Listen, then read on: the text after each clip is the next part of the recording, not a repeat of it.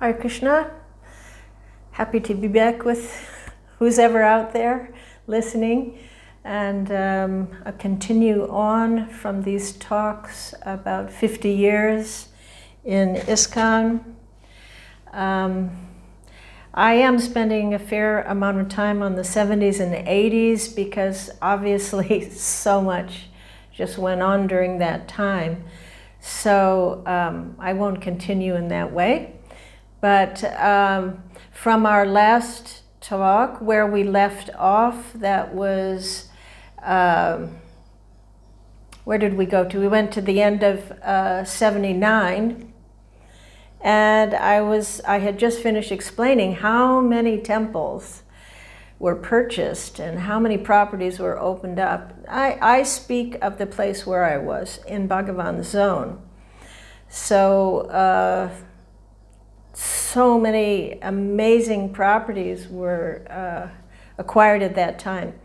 And also we had moved, maybe I won't get the dates and the years totally right, and it's not important, but probably it was early 80, maybe end of 79, not really sure, that the Paris temple moved to what we thought would be a wonderful place that was right in the center of Paris, right near the Mairie, behind the Hotel de Ville. This is like, amazing spot, very important, very central place, prestigious, and a large place.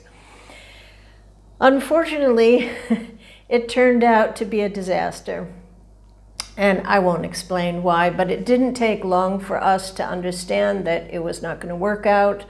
The local people were against us, and they took us to court. Eventually, they won, and as a result of that, we were not allowed to make any noise. So no kirtans, nobody wanted to be there. All the devotees were going different places. So that was a sad turn for Radha Paraseshwara during that time. And, I think it was pretty soon we started looking for a new place, So as a result of getting all these, despite whatever was going on in the world of ISKCON in general, but where I was, getting all of these temples meant that I became, for a few years, quite a few years, extremely busy and pretty enlivened by the service of helping to open those temples, going to India. It wound up being twice a year for 2 or 3 months. So, half of my time was in India, and it wound up being generally during Gaur Purnima time or Kartik time, which is, wonderful to have deities made and to prepare everything required for their installations. And also to care for the deities, the ongoing outfits required for the deities that were already installed. So it kept me inspired and busy, very much through the 80s especially. And well, really it continued to be one of my main services for the next 35, 40 years, back and forth from India. And of course, eventually I just lived in India. But during these years, Bhagavan zone was going very, very strong, and it was growing and growing. And, we're very aware that there were a lot of things not going on well everywhere else, and that there are many devotees that were really upset with, and there was much opposition to zonal acharyas, but where I was in that zone, the things were expanding, and opposition was minimal. The majority of the devotees very much respected Bhagavan, and many really loved him, and he had many, many happy, dedicated disciples. So it seemed like it was going good, from where I sat. Although, we're always looking and hearing and wondering, where is this all going? But for me, because, everyone's just absorbed in their little, whatever their services are. We weren't sitting getting news on Facebook and hearing all sorts of things. It was so different, so you just get little bits of information slowly passing, coming your way. It's just so different than from today. So, as a result of all of this work that I had to do, I was really running around, in Vrindavan and Gwalior and Jaipur and Delhi, and trying to get so many outfits and so many things done all over. And of course, a woman alone in India, white, getting cheated everywhere. I mean, being aware that I was going to be cheated, and trying to work around it. But it was just becoming too much. And then it was Bhagavan's suggestion that I should open a shop, in Vrindavan, a workshop, and just hire my own workers and get somebody a manager for the shop. And that way, all the work for the zone could be, consolidated, which was a really good idea. Although there was a Krishna Balaram Makut business, which was running quite wonderfully, but they also had they couldn't take care of all what we were doing. So sometimes I might give something to them to do, but it was a relief to just wind up. And then I had a place in Vrindavan. I didn't have to run around. So it actually worked. By Krishna's grace, I found a manager who was a young boy at the time. I mean, probably he was 18 or 19, Ashok. And he was the son of Dial Tailors, who many people know is across the street from Satyanarayan, the famous tailor, 6 fingers. And apparently his family lineage, they had some experience of making deity dresses and things. So he showed me a trunk with designs, and I thought, wow. And so that was a real blessing, because he also was a nice person who had talent, who was dedicated and loved to make Krishna's clothes. And actually had good taste and was willing to listen and willing to learn. Like, our Western taste is different, and what we do is different. So, and the other thing is that he had the best, he was famous artist in Vrindavan, a Muslim man who they called Kalakar. I mean, Kalakar means artist. I'm sure he had some other name, but everybody just called him Kalakar. And, the ability of, just a poor, simple man, but what an artist, what he could do just with his hands, with the most crude tools. It was wonderful. So we opened our workshop. And it was not a place like a store. It wasn't for selling things. It was just a workshop. And it would make outfits for the zone. We made a informal agreement that he would not take any other work from anywhere else, so that we wouldn't cause any politics or anything, and that he would just work for the zone, and we would give him all year long work. And so it ran like that, and it ran like that for many, many years. And it kept me busy, as I said. So but it was an interesting situation. I'm telling a little bit about this because it's part of a history, something that's not so many people know about. How did we start getting deities? How did we start making outfits? Why did we make what we made? And how did we create ISKCON fashion, etc.? So it's just something, it's just a little part of history that, I'm quite familiar with. So I'm sharing it a bit, although it's not like a crucial historical points. But it was an interesting situation that we would have, between 10 and 40 or 50 workers, both Muslim and Hindu. Interestingly, the Muslims were usually better artistically. But they worked together without difficulty.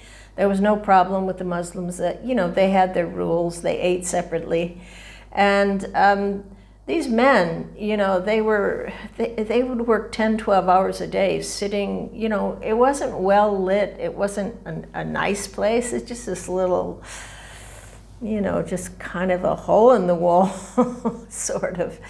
And, but they took pride in their work, and many of them were just incredible at what they did. So I had to learn to manage them, because it is totally different than the West. In India, the culture is just very different. If you try to do everything according to your Western ways, it's not going to work out well. Like in the West, if you have workers under you and you're just really nice to them and friendly to them, they usually work well. But in India, I came to understand, it's really not like that. Not that you shouldn't be nice and work, but if you're overly friendly or whatever, or too nice to them, they just think that you're in the same caste as them, and then they don't respect you.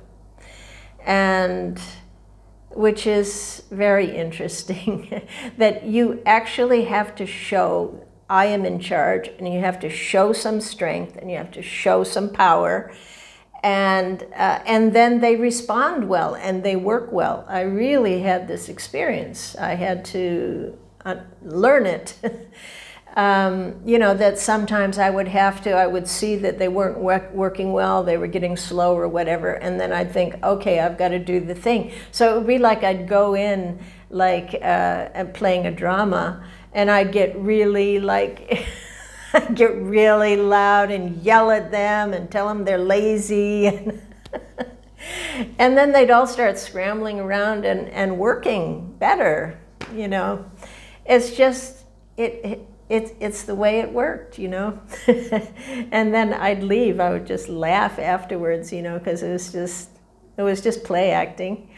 But it's how it worked, But anyway, many of these men, they were, it's interesting also because in the West, artists are very much respected and appreciated. But, it's not so in India. They are considered to be Sudras. They get very, very low pay. And often they are very simple, often illiterate people. But they're, many of them, very talented and do take pride in their work and work very long hours, And in those days, you couldn't go into Loy Bazaar and just say, place an order for a Deity outfit. I mean, you could, but it was minimal what you could get, There was not much of that going on. There was really one place, that was Nanda Kishore Mukutwala, and they didn't have, it was an art that was developed over many, many years, and it gradually grew to now there are many, many places where you can get all types of Deity outfits. But previously, you didn't just walk in and say, I want an outfit. Rather, for me, to develop this, to make creations like what we wound up making for our temples, I would have to go into Delhi to find cloth, and then I would, have to go to the shop daily and spend hours to make patterns, drawings, sketches, and then these samples, experimenting with different types of materials and colors. And it was a big work. And most of all, I had to keep them all on schedule so we could be on time producing, and that was difficult. And over many years, and also with Krishna Balaram Mukut shop, because they were doing the same thing over there, but pretty much it was, these two shops that were developing what would be ISKCON style. And so many styles were created, and there were definite Deity fashions over the years. you know, certain kind of outfits. So we'd make one, and then everybody's, oh, I want to get one like that too. And, you know, there were times when, you know, everything being very shiny and sequins was really in. Then there were, you know, the age of the lotus petal outfits and the age of the Rajasthani outfits with gota and stones. And then there were the animal outfits, you know, where there'd be elephants or peacocks or swans or fish or whatever, you know, on the outfits. And then there were fruit outfits. And then for a while, getting into very traditional jari work. So many styles, you know, it's just not all one. You know, you go in and you take darshan and you just see, oh, they look pretty. But there's a lot that goes into it. You know, there was a style, we used to call it the horse blanket style. It was like, you know, with great big stones and crisscrosses. And there were also outfits of the seasons. That's something Vishesha developed later on.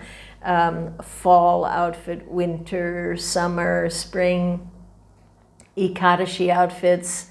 You know, different temples like different things. And I saw over the years, as I branched out over the years, that the Indian temples, or places where there are a majority of Indian devotees, they really liked very busy and glitzy, shiny things.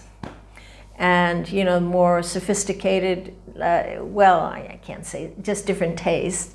Like, say, Italy, a fashion place, you know, you want to make something more sophisticated and stylish and a little less glam type, you know. So there's really a lot of different styles of fashion for the deities over the years. It'd be interesting to try to put together a slideshow of all those things, but I'm sure the majority of devotees just haven't got a clue. They just go and they see, and it looks pretty. And but it took many years and lots of work to learn all these things, and there's just much more than what you realize. There's so many varieties of materials and styles and designs, and there's unlimited ways you can mix them and match them, and just so many types of cloth and styles of dresses, ways to stitch them, you know. But, you know, what I have to say from all of that is, although it's not that important to so many people, but it's just such a fabulous way to be immersed in simply remembering Radha and Krishna constantly. You know, that, you know, her skirt and her veil and his pants and his, you know, and every time you're thinking like that, you know, there's some degree of Krishna consciousness, you know. So I always just think of how amazing it is that Prabhupada brought deity worship. He really did. He brought it to us in a way and allowed us to unfold it and develop it in a way, and especially because he employed the women, you know, often, I don't like to generalize, but women like to cloth and jewelry and working with these kind of things. And so grateful to Prabhupada to make it easy, a process that's very difficult, that in previous yugas, you know, you had to perform severe austerities and, you know, whatever you had to do, but this was just such a lovely way to be immersed in Krishna. And I'm so grateful that Krishna gave me that service. It's not that I had any particular talent or nothing. It's just somehow it came to me, and I tried to learn how to do it as best as possible. In those days, it was really about, you know, you do the needful and you learn what you have to learn, you know. So I'm so grateful that somehow Krishna gave me that service to dress him and her. And I did learn, you know, that there are, you know, mostly in India, they didn't spend a lot of money on deity dresses. Like I remember the Birlas, some of them came to, wealthy people, and they came to our shop after some time, and they were like, oh, they were amazed at how much we were spending on these outfits. And, they followed suit. They started using some of our samples also. And, but I also learned things about, there were traditions, of course. At one point I learned about all the makut pieces. They're specific. They're supposed to go in a certain place. They have specific names and everything. And it was kind of exciting to start, that was a new thing to get for the temples, these makut pieces. And then I remember showing photos after of, pictures of the outfit with the makuts. And I remember them just laughing and thinking it was just absurd what we did with the makut pieces. Because of course we have, and we still don't, this is not followed in ISKCON, like these things that are swirling bunks, they're called, they're supposed to go a certain place, and we just like put them all over anywhere. We do so many things that they just thought it was hysterical. But, eventually other people started doing that too. I don't know whether that's a good thing or a bad thing, but, and sometimes we did things like, I remember one Makutwala later on, he's now has his own shop, Mohit. And he was telling me he was just a little boy when one devotee, Ramadevi from England, came in, and they were installing Sitaram in England. So this is the first time that we're having to dress Sitaram. So she was making pants with a short skirt. And he was just a little boy, and he heard her saying that, and he was like, he went to his father like, Ram, wearing pants? And, for him, that wasn't done. From their tradition, Ram didn't wear pants. He only wears a dhoti, and there's a whole reason behind why and whatever. But, in other words, we were doing things differently, and his father just said, shh, whatever they want. Let them do what they want. These crazy Angrejis. But, sometimes we have changed traditions that may not be good, or sometimes we've brought in nicer things. Like I know the first time I came to Vrindavan, I was shocked at the, how they didn't really, most temples didn't have very nice dresses at all. Like they just had cotton lining with a really cheap trims. And so, a big change. Big changes have happened over the years. And most of the main temples have been influenced in many ways by what we've done. How we've been, Prabhupada created a whole, new standard of deity worship in some ways. Of course, there are those traditional temples that have had their ancient ways, amazing things like at Radharaman, that they have the same fire burning from the beginning, and and they would always with ornaments, everything is real, solid silver, solid gold, mostly. So not to say that there wasn't, there was opulence, but it was of a different type, a different sort. It wasn't as obvious, as visible.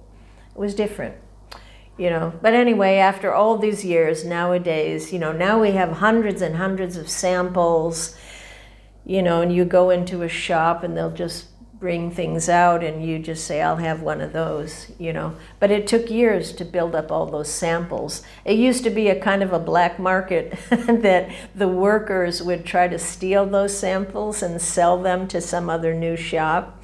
We used to catch them, and and then they'd get in trouble. But anyway, it was just an interesting, and also what had to be done in order to make those outfits. In those days, there wasn't anything in Vrindavan. There was very little nice cloth.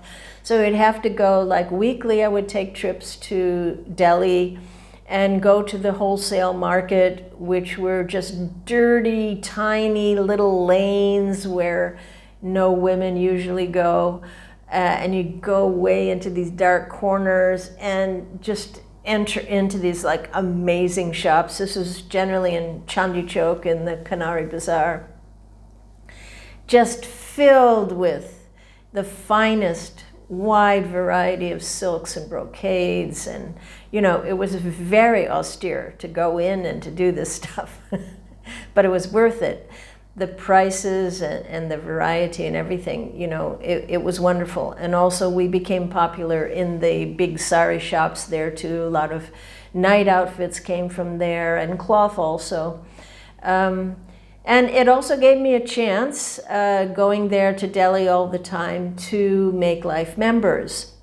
Because that was a big thing in those days. We were in India, the preaching was not on the street with Harinam, it was making life members. And so it was really easy for me to make members because I was spending a lot of money. So I would just, get all my, my bill together. They'd be writing up the bill and I'd say, no, so now you just become a member and you can just cut that off the bill. And that was really easy for them. And, they didn't have to put any cash out. So I could just, all of them became members, everybody that I dealt with. So that was kind of fun that I got to be, somehow doing a bit of Sankirtan in my own way while being there. Things, and also because things were changing in Vrindavan from, we're starting to actually have congregation. More and more people are coming, and Vrindavan is becoming a little more popular. And even more Indian devotees joining. It's like in the 70s, in the early days, it barely any Indian devotees, but that was increasing at this time. And, being in Vrindavan a lot, spending a lot of time there, one of the just best experiences that I had was that, I heard about that mostly on Ekadashi, people do Vrindavan Prikrama. And our devotees didn't do it much. It just hadn't become, we were very busy with service. And so we weren't doing a lot of touring around and going on Prikramas and stuff like that. Most of the devotees that were there in the Vrindavan temple were very busy. So there wasn't a lot of it. But for me, I was attracted to this idea of going on Vrindavan Prikrama, and so we started doing that. I think I did it for a while with Vidya, and then there were others. But it would mean leaving right after Mangalarti and going very fast and coming back for greeting.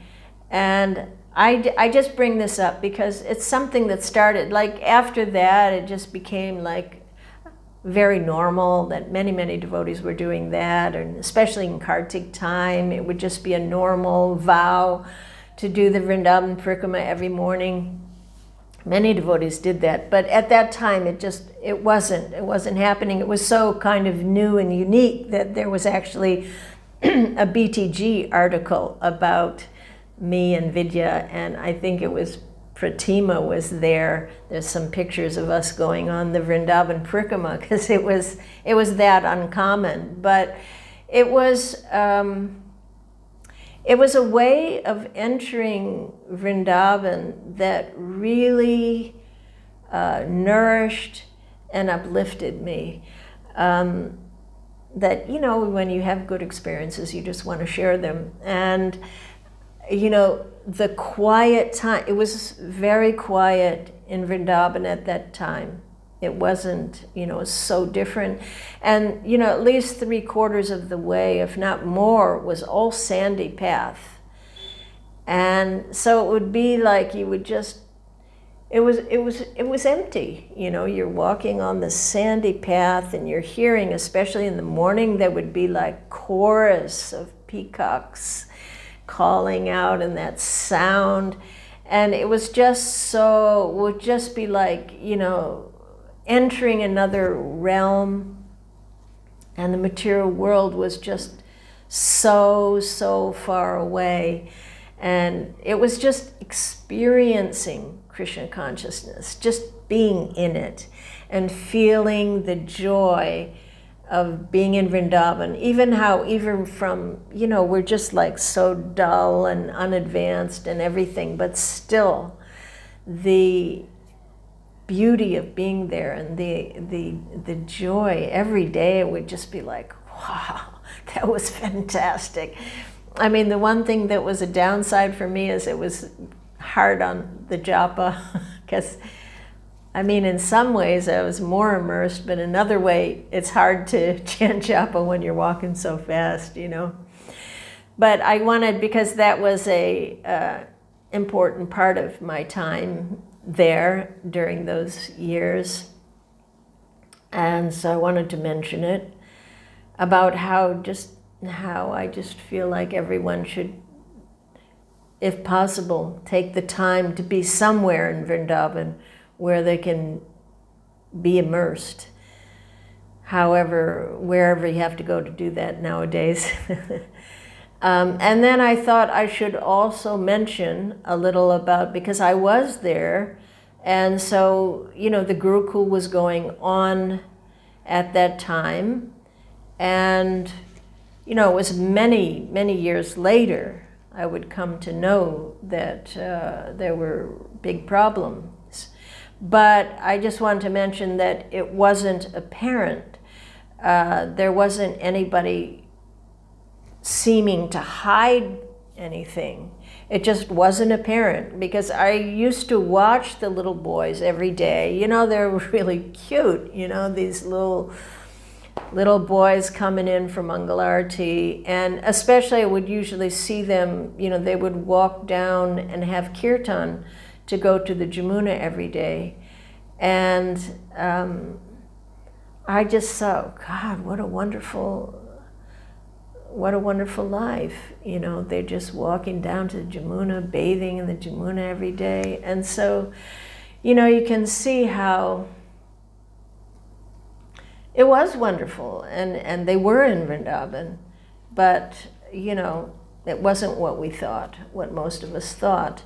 And I will discuss that more later, because I'm talking about things as I experienced them. So the way I was experiencing seeing the kids, I thought, how wonderful. However, there were some red flags that I kind of noted, in that there was an attitude of, it was kind of like we in the gurukula were the Brahmins, and there was kind of a wall around them. I mean, of course, they had to be very protective of the children, and they couldn't let just any devotees wandering around in there or whatever. But it wasn't just physical, it was an attitude of,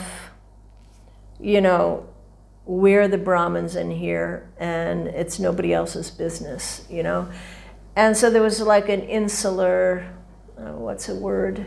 Yeah, I don't know, insular environment that it just had a slightly bad taste to me, that I thought, well, it's a little arrogant. And, and I remember having a concern. I thought a couple of the teachers in there were gay, which I didn't think was, it's not a terrible thing. I just thought, they're gay. I wonder if that's okay. I wonder how that impacts on children, if that's okay. And I remember bringing that up to a couple of the senior teachers, and it was very much like, nicely said, none of your business kind of thing. And so there was a little bit of this patronizing attitude, and yet there were many devotees in there. There were very, very nice devotees that were very sincere about teaching. It wasn't all one thing, So, I mean, I knew a number of those devotees very well, and they continue to be, wonderful devotees. But in retrospect, I remember there was one person who it turned out was one of the worst offenders there, Anantarupa, and I didn't know what it was, but I just didn't like him. And I felt bad about not liking him because I didn't even really have a reason for it. He just kind of gave me the creeps. And, we're not supposed to be offensive to other devotees, and I didn't even really have a reason. And, the fact is that we were not looking for pedophiles. It just wasn't. I don't even know if I knew that word. I didn't even know, in today's world, it sounds like, what? You didn't know? But yeah, anyway, I will not talk about that now because this is a big thing. But I had heard some complaints that mainly like they weren't allowing sometimes they were not sending the kids letters to the parents or something. I'd heard a few things that were like, what? But in general, it looked from the outside like things were going well. And everywhere there's things that are annoying, and everywhere there's people that you maybe don't like so much, or, whatever. So, I do remember thinking, how the heck could parents send their children, to the other side of the world and not come here, And I wasn't a parent. I had no, I was the youngest child, so I had literally no experience with children. And so but still, I wondered, wow, But, for me, it was more, I was a single woman in India. And I had to watch my step. It was a tightrope walk. Single women were not wanted there. And there are reasons. Srila Prabhupada didn't encourage that there would be single women there, and, for obvious reasons. And so, I had to be conscious of it, be careful not to step on any toes, and just get my service done without, bringing attention to myself or whatever, So I did the needful to get my service done, And I never really had any serious problem, personally. No one treated me badly. However, there was a point, and this was a bit later, I don't know the year, but it was a bit later, where it was when Guru Kripa Maharaj was in charge.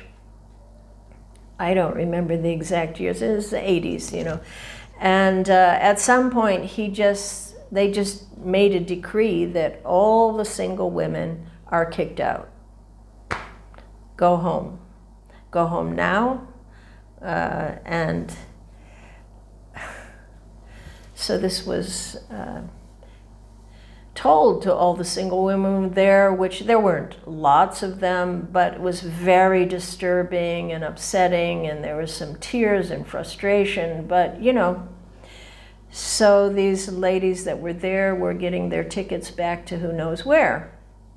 Now, personally, I had pending important work to do, and I was working under authority. I was under Bhagavan, so that was like a protection for me, for sure.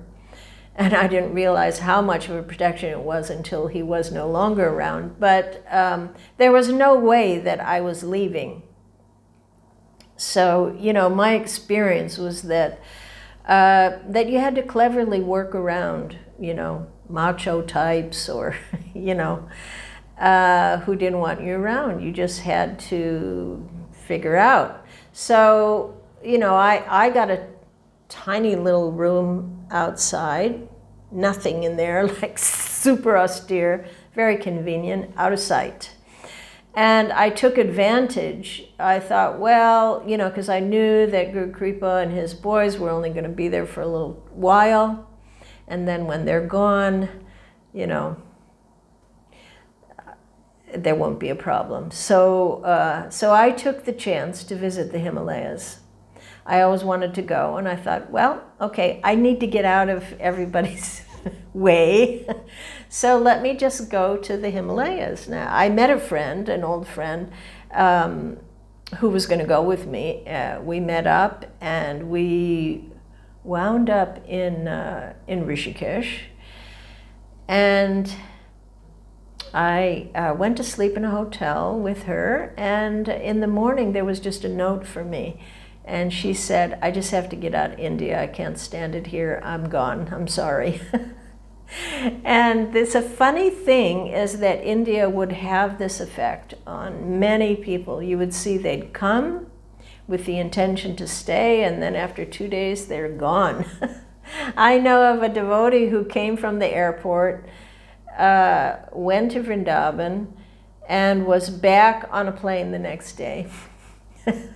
So India definitely wasn't for everyone, you know. Then there I was in Rishikesh, so I thought, well, I'm here, I'll just go up as, you know, to Badrinath.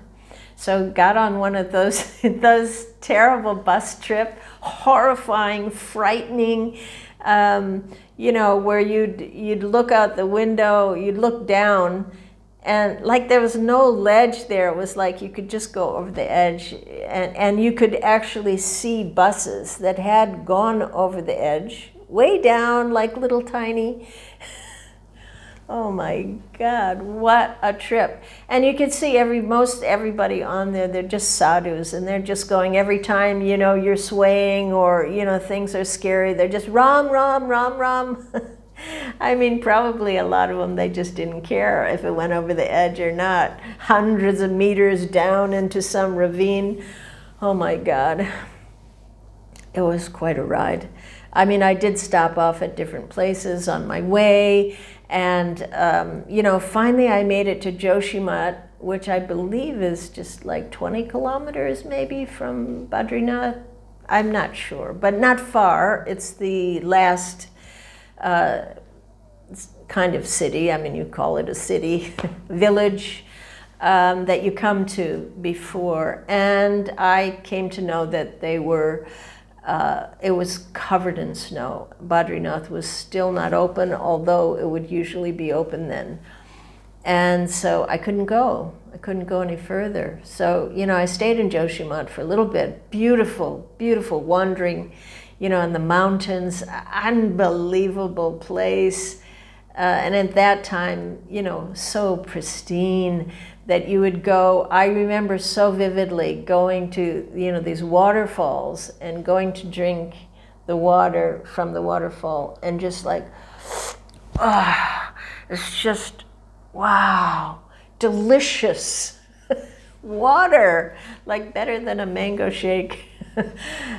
Because it's just really so pure. Of course, it was very hot, and I was, you know, whatever. But I really understood for a second. Krishna is this taste of the pure taste of water. So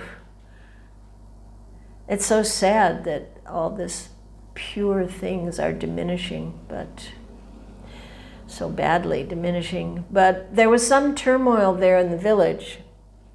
There was a group of workers that had gone off. They were using pickaxes to, I don't know what their work was, but they were pickaxing something and in the snow. You know, they'd gone up, you know, outside of Joshimat. And they all were coming, I saw them coming back, and they're all hysterical and talking. I couldn't understand exactly what had happened, but I found out, found somebody that spoke English that could explain to me that they were digging in the snow, and then blood came. They saw blood come out, you know, and they were like, oh God, they're petrified. And then they were like, pulling the snow aside, and inside the snow was a huge yogi, you know, like big, like not from our time. And there was a cut on him. And, you know, you imagine these people, what this experience was, and the yogi just went, like, go, get out of here. So they just ran. I mean, I saw them. I didn't know what was going on at the time, but I said, wow, these people are hysterical. And they were petrified. Mostly they were petrified that they, you know, they weren't, it wasn't that they were surprised that they saw him. They were terrified that they'd made a great offense to some powerful yogi who might curse them or something. So, you know, this is India, you know, this is India, that there are miraculous. I mean, I saw that, I heard that, I know that happened. That was not like a fairy tale. And, you know, those men, they had no doubt in their minds what they'd seen. They knew that, they know there are yogis, there are people that live in these Himalayas on different, just, you know, amazing things go on there.